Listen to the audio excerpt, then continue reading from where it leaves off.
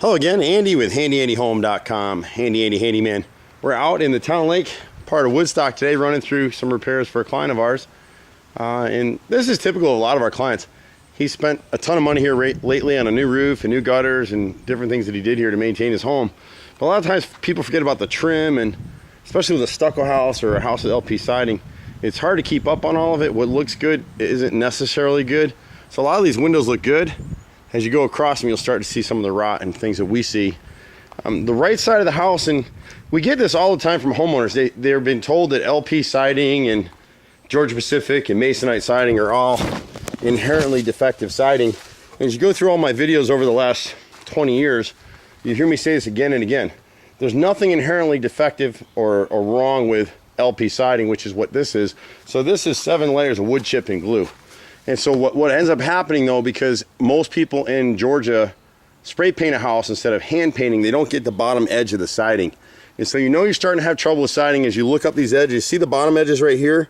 See how uniform the edge is all the way across? As you move up the siding, there used to be a tree right here that he cut back. And so in these areas around row, I forget what row it is, 16 I think, 12 or 16, all the way up to the top edge of this window needs to be replaced. And you can see it by looking at the bottom edge. When you see 6 or 7 lines, what we call lines of degradation, is a separation in the siding, your siding is shot. And you just need to replace. And so you can't spot replace. We were at a house last week where somebody came in and it looked like a patchwork quilt on the side of their house. They pieced in all these pieces of hardy plank against LP. LP is a thicker siding. So you got to replace the whole row. And that's what we kind of do. And so other people come out and told this customer he's got to replace all his siding. And he doesn't. About 70% of his siding is still in great shape because he stayed up on it. The only issue with his painters, the painter did a good job with coverage. He sprayed it so well on the face that it looked like it was hand painted. But if you look at the bottom edges, he used duration. He thinned it out a little bit with water or paint thinner.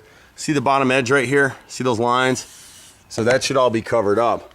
But we'll end up replacing a good section of siding here with hardy plank, and then we'll paint it to match this, and he'll be in pretty good shape. If you do have LP or Masonite siding, one thing you want to do is, even if you got to pay your painters more, make sure they prep and they caulk all the nail holes, because that's what you'll see on the siding.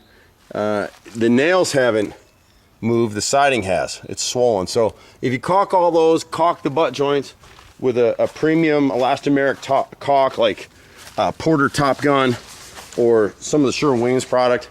It's more expensive than the 99-cent caulk you're going to get at Home Depot. I mean, you can buy expensive caulks there too, but most painters don't. If you don't expect a good caulk, your painter's not going to use it because he just wants to save money. So the shutters we didn't include in this bid, but if this homeowner, if Adam would like us to, come back, we can replace all these if he wants. It's just because he didn't paint and caulk the top edges. A lot of times we'll put copper plates across the top of wooden shutters like that, and they'll last forever. If you do install wooden shutters, they do hold up really well. You just got to prime and paint both sides. Most times these are put up raw, so the back side is never painted and absorbs water in the joints and rots, which is what's happened here. About half of his gutters are rotted out. So the first floor window, and you'll kind of get a feel for it, you look at the first floor window, it looks great when you look at this view. When you get up inside here, and I'm getting caught up on the plants here, so forgive me. So watch this right here. I'm not going to push it all the way through right now. Can you see my thumb going through the center of this window right here? And it's because the caulk failed and it absorbed water. So this one, we got the center, we got the left brick mold and frame, and you'll see the same thing from this angle. See the rot here? It looks good from the front, but the back, because the caulk failed in here. And then you've got a rotted nose here as well, right in here.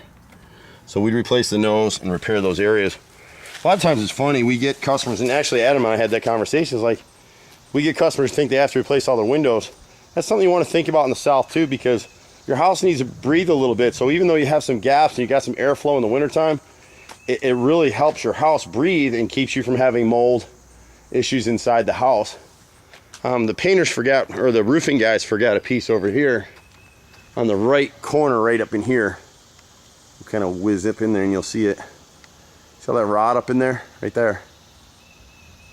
And it's probably got the fascia board too, unless, I can't imagine the gutter guys repaired that and didn't repair that rotted soffit. So we put it in for fascia and soffit, and if it's not rotted, then we'll credit him back. He's got a little bit of rot here in this foyer window. Anytime you see wrinkling on like this right center, And so we'll come out and repair that stuff. And what happens with us is we actually angle cut all of our trim. So if any moisture does get behind it, sheds to the front, won't rot the wood out again. And then we back prime all the replacement pieces so they won't rot.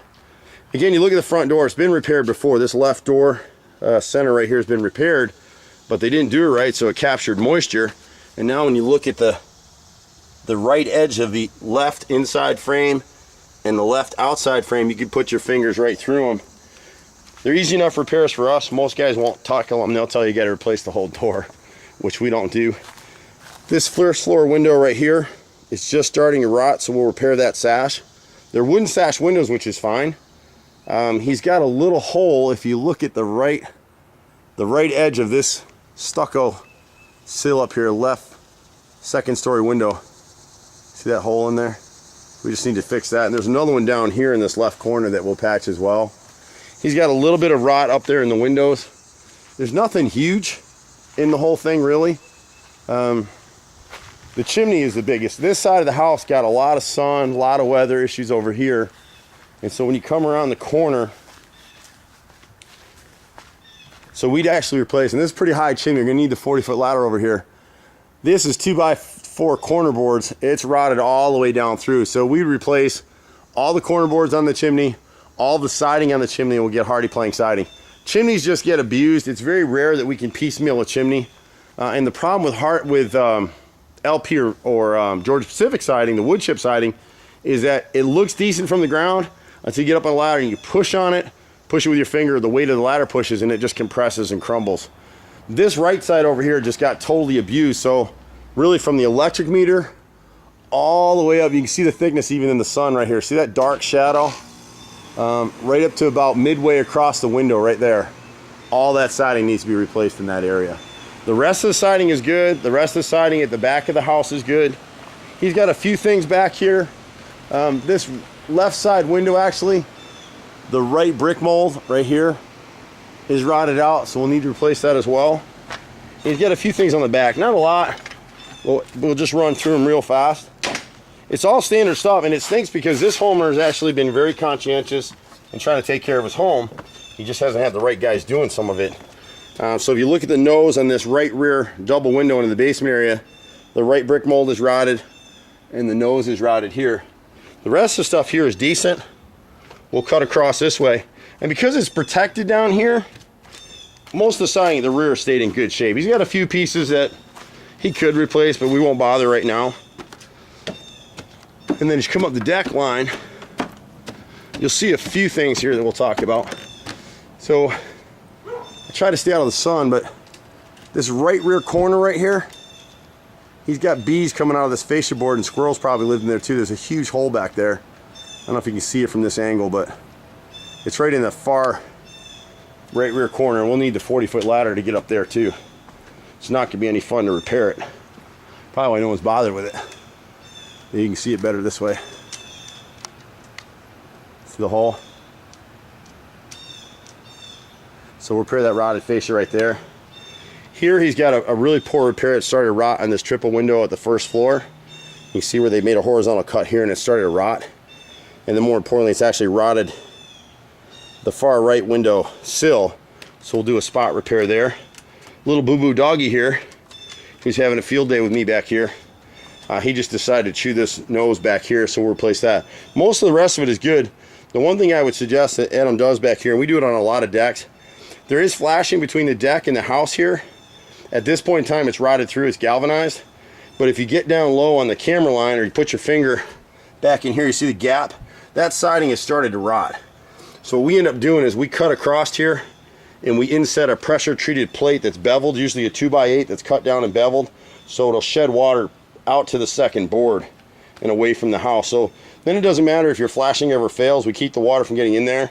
If over time that continues and starts to rot the plate, the sill plate and the siding behind there and the framing, you easily got a $10,000 repair. So it's better off to go ahead and be preventative. It started to rot, but it's not rotted through.